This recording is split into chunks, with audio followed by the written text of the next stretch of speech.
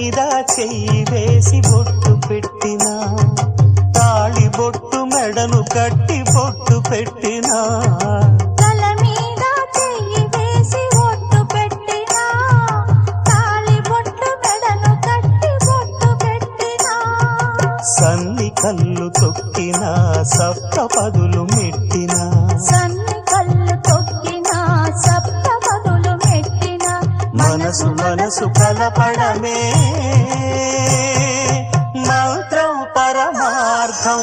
శ్రీరస్తు శుభమస్తు, శ్రీరస్తు శుభమస్తు.